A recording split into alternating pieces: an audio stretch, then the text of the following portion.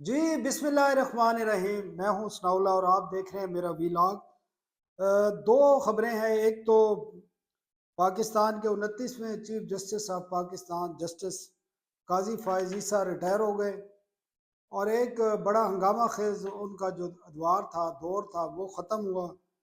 और वो किस किस्म की शख्सियत थे, वो कहाँ किस तरह अदलिया में आए और उनके क्या क्या केसेस थे, क्यों क्यों वो एंटी स्टैब्लिशमेंट मारूफ थे और उसके बाद की क्या सूरत हाल बनी, इस पर बात करेंगे। और एक दूसरी बड़ी अहम खबर है, इस्लामाबाद में एक फिल्म की तर्ज पर एक, आप उसको कुछ भी कह सकते हैं, एक फिल्म कह सकते हैं, ड्रामा कह सकते हैं, बड़ी इंटरेस्टिंग है। पुलिस की वेन्स उन पर मुबैना तौर पर अटैक हुआ है और उसकी एक पूरी एक स्टोरी बनी है और उसके पीछे क्या कहानी है और कौन उसके ज़िम्मेदार हैं और ये किस किस्म का वाक़या है, इसकी तफसीलात बताएंगे।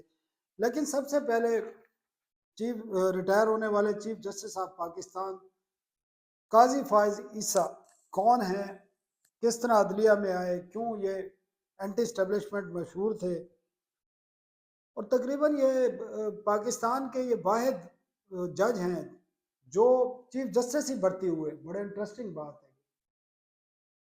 चीफ जस्टिस वो बलूचिस्तान हाई कोर्ट डायरेक्ट भर्ती हुए, जज भर्ती नहीं हुए थे, वो चीफ जस्टिस भर्ती हुए थे और चीफ जस्टिस ही वो रिटायर हुए।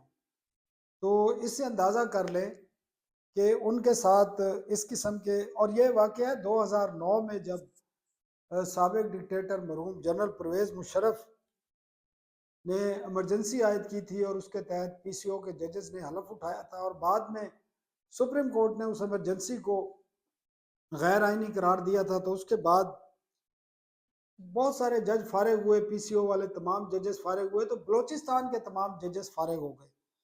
और जिसके बाद इनको उस वक्त के जो चीफ जस्टिस ऑफ पाकिस्तान थे फ़खार चौधरी, और ये क्योंकि वकील थे तो इनको नॉमिनेट किया as a chief justice Balochistan high court. तो ये डायरेक्ट ही चीफ जस्टिस बने और ये 5 अगस्त 2009 को ये उस वक्त चीफ जस्टिस बने और फिर ये 5 दिसंबर 2014 को सुप्रीम कोर्ट में एलिवेट हुए और यहाँ पर सुप्रीम कोर्ट के जज बने।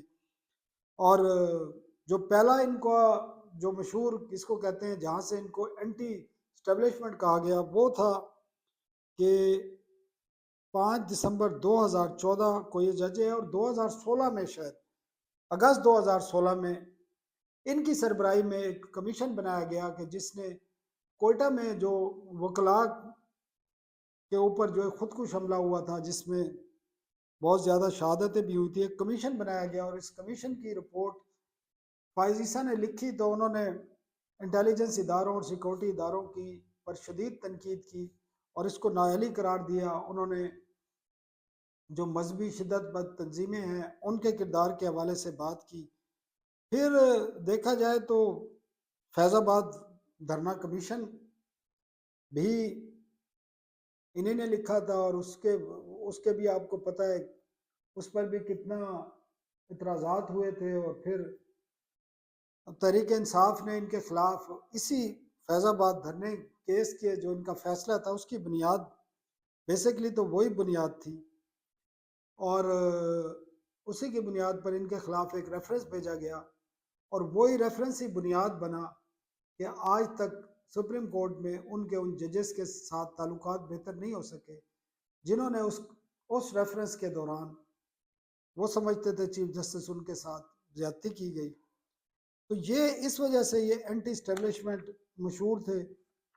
लेकिन आने वाले दिनों में कुछ हालात कुछ और भी रहे। और हाँ, दूसरा ये बेसिकली जो कुछ बीबीसी ने लिखा है उनका मुताबिक ये कंधार से इनका ख़ानदान पशीन आया था और फिर इनके दादा जो थे काजी जलालुद्दीन वकलात रियासत के वज़ीर आज़म रहे, जबकि इनके वालिद ऑल इंडिया पाकिस्तान मुस्लिम लीग बलूचिस्तान के सदर रहे। फिर इन्होंने पाकिस्तान के की जो तहरीक थी आज़ादी की उसमें भी इनके वालिद ने बढ़ चढ़ कर हिस्सा लिया और बड़े एक्टिव किस्म के ये मुस्लिम लीग की रहनुमा थे। और इन्होंने ख़ुद जो है लंदन से कानून की तालीम हासिल की और उसके बाद ये इन्होंने कोयटा में अपनी वकालत की।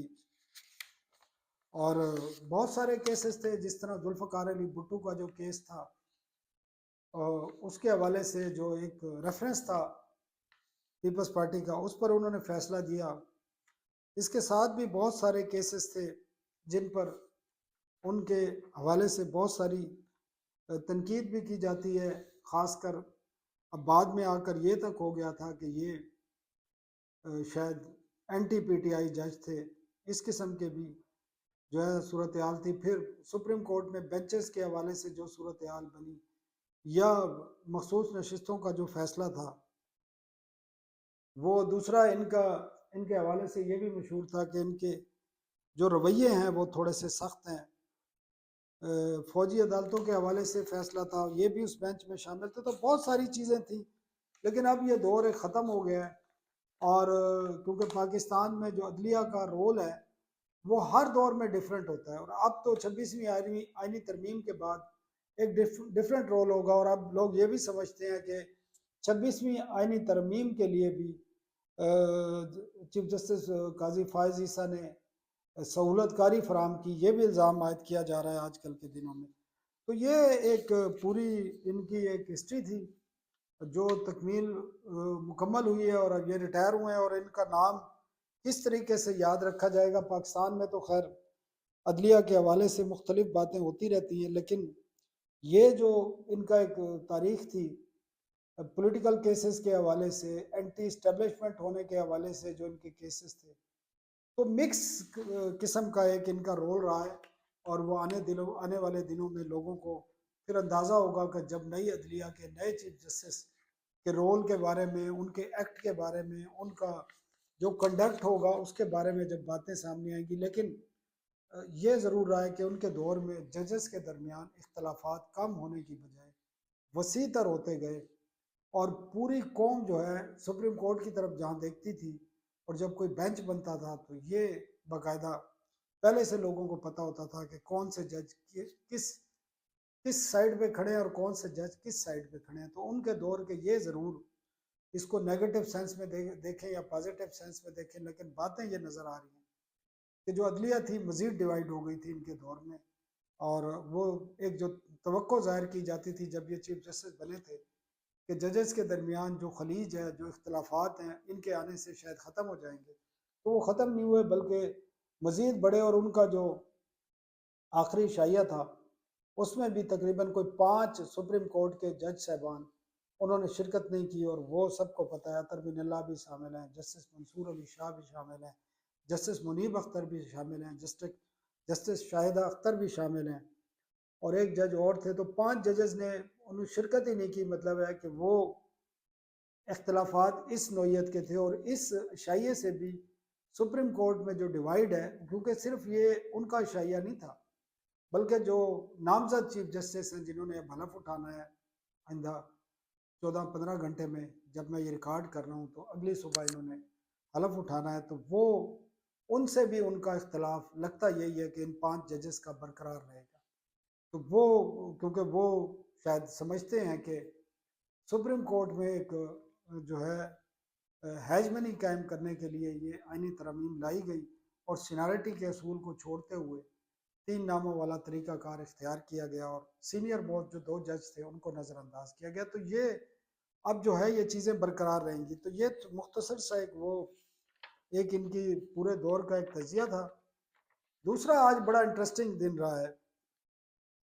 आपको याद है 4 जुलाई को जो पीटीआई का डी चौक पे एहतजाज था, उसमें तकरीबन जो थाना सेक्रेटेरिएट में एक पर्चा दर्ज हुआ 82 अफराद के खिलाफ, जिसमें रेस्क्यू 112 केपी के एहलकार भी शामिल थे, कुछ तहरीक इंसाफ के एमपीए भी थे, जिसमें अनवर ज़ेब, मलिक लियाकत भी शामिल थे। और आज ही सुबह इस्लामाबाद के डिस्ट्रिक्ट कोर्ट में जुडिशल मजिस्ट्रेट के सामने इनको पेश किया गया। तो बड़ी इंटरेस्टिंग प्रोसीडिंग रही वो, और इस केस को झूठा करार देते हुए खारिज कर दिया अदालत ने। मजे की बात है, खारिज कर दिया। और इनको क्योंकि पेश किया गया था तमाम को, इनको जब ले जाया जा रहा था वहां से, तो वो क्या वाकया पेश आया, बड़ी इंटरेस्टिंग सूरत हाल है ये। अब इन्होंने जुडिशल मजिस्ट्रेट ने ये पर्चा क्यों खारिज किया, बड़ी इंटरेस्टिंग बात है, क्योंकि इनकी कल गुज़श्ता रोज जमानत हो गई थी।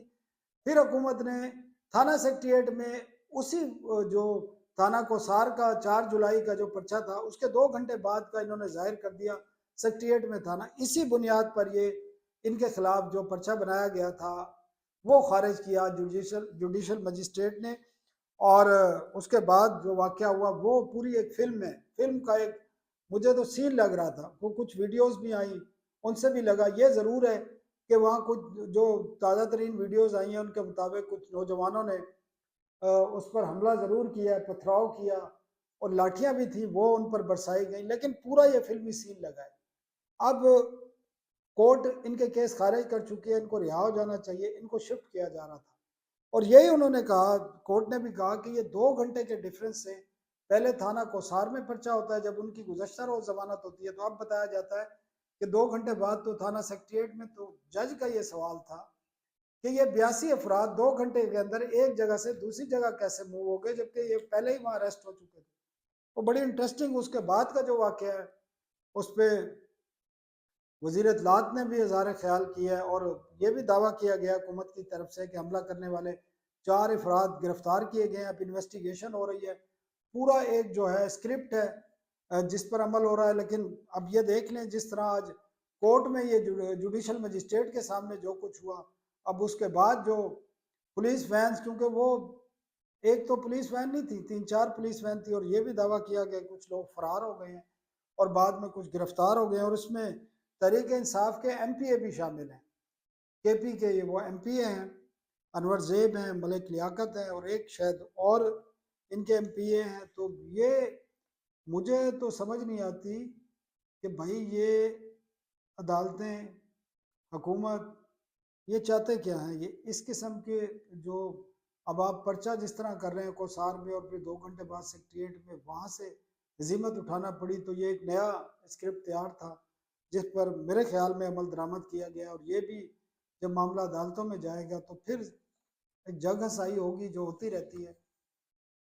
तो अल्लाह करे हमारे इदारों को, हमारी हुकूमतों को, हमारे सियासतदानों को समझ आ जाए कि रोज़ रोज़ के ये इस किस्म के जो सियासी शोबदेबाजी होती हैं कानूनी तरीके से या दूसरे तरीके से, तो फिर उस पर अदालतें भी जिस किस्म के रिमार्क्स देती हैं तो वो कई केसों में आपने देख लिया।